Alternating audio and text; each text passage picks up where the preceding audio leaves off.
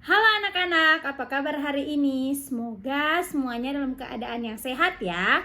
Nah, hari ini kita mau devosi bersama. Anak-anak akan devosi bersama-sama dengan Ibu April. Kita akan mendengarkan cerita. Kita akan melanjutkan cerita tentang Cornelius dan Petrus. Tapi sebelumnya kita berdoa dulu ya. Lipat tangan dan tutup mata, Ibu April akan memimpin di dalam doa.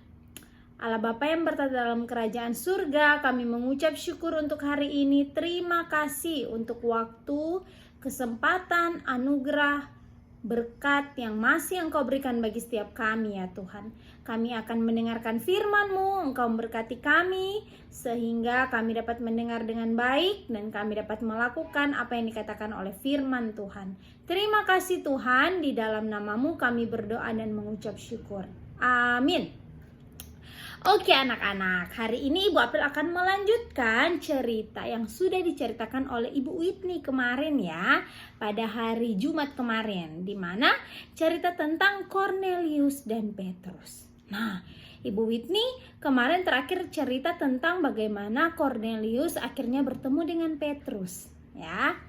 Nah, setelah itu ketika Petrus sampai ke tempatnya Cornelius, apa yang terjadi anak-anak? Cornelius ini menyambut Petrus dengan sukacita. Bahkan dia sampai tersungkur di depan kakinya si Petrus ya. Cornelius ini sampai berlutut di depan kakinya Petrus. Dia sampai, kalau kita biasa bilangnya menyembah ya. Dia sampai membuat gerakan untuk menyembah si Petrus ini. Tetapi apa yang dikatakan oleh Petrus? Petrus suruh dia berdiri, Petrus menegakkan badannya, lalu Petrus bilang, "Bangunlah, saya ini hanya manusia biasa." Akhirnya Cornelius berdiri, Cornelius bersama-sama dengan Petrus mulai bercerita, mereka mulai bercakap-cakap dan mereka masuk ke dalam. Sampai di dalam, anak-anak, Petrus melihat bahwa ternyata ada banyak orang yang sedang berkumpul di sana. Kita sudah tahu bersama ya, Ibu Whitney juga sudah cerita kemarin. Nah, kalau orang-orang Yahudi dan non-Yahudi itu tidak boleh mereka berkumpul bersama-sama ya. Tetapi pada waktu Petrus masuk ke dalam bersama-sama dengan Cornelius, Petrus melihat banyak orang yang berkumpul. Padahal kita tahu bersama bahwa mereka dilarang keras untuk bergaul.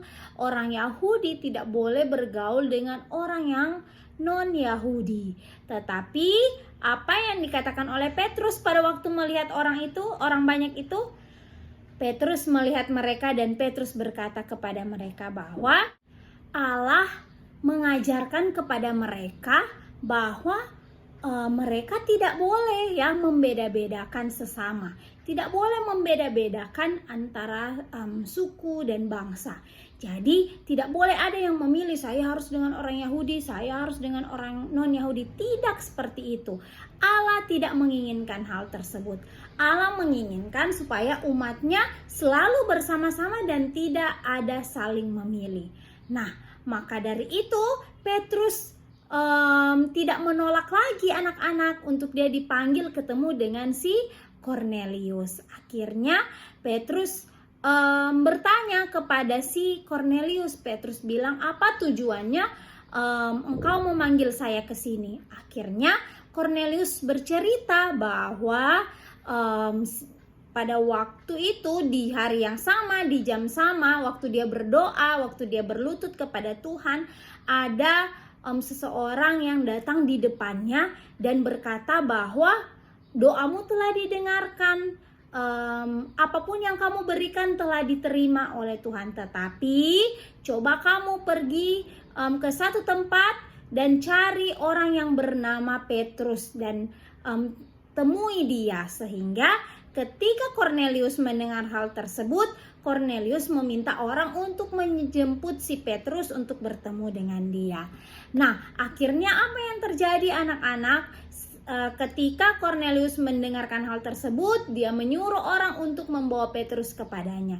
Sehingga Cornelius berkata bahwa mereka semua mau mendengarkan apa yang diperintahkan oleh Allah kepada mereka.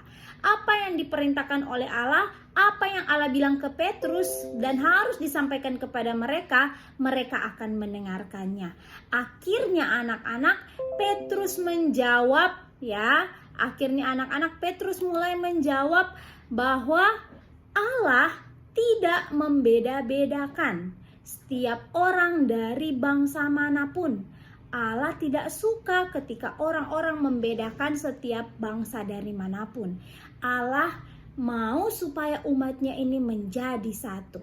Petrus pun mulai menceritakan tentang kebesaran Tuhan. Itulah firman, itulah perintah yang Allah katakan untuk diberitakan kepada kalian. Sehingga pada waktu itu Cornelius dan orang-orang itu mendengarkan apa yang dikatakan oleh Petrus. Pada saat itu juga Petrus mulai menceritakan kebesaran Tuhan. Petrus mulai menceritakan bahwa Allah kita adalah Allah hanya satu. Allah tidak mau juga kita membeda-bedakan orang-orang yang ada di sekitar kita, baik itu suku, bangsa, atau apapun itu. Allah mau kita untuk sama-sama tetap bersatu. Ketika Petrus sementara menceritakan firman Tuhan, sementara menceritakan keagungan Tuhan, tiba-tiba turunlah Roh Kudus ke atas semua yang mendengarkan perintah itu. Sehingga apa yang terjadi anak-anak? Pada waktu itu semua orang di situ dibaptis dalam nama Tuhan. Nah, kita bisa melihat dari cerita hari ini, seperti kemarin Ibu Whitney juga sudah ingatkan kepada kita. Yang pertama, kita tidak boleh membeda-bedakan, ya. Kita tidak boleh membeda-bedakan karena Allah sendiri yang memerintahkannya.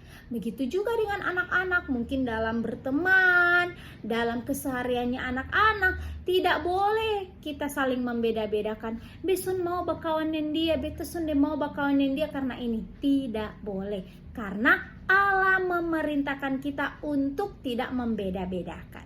Yang kedua, Allah kita adalah Allah yang berkuasa. Ya, setiap kehidupan dari kita Allah mengatur. Karena apa? Karena Allah kita adalah Allah yang berkuasa.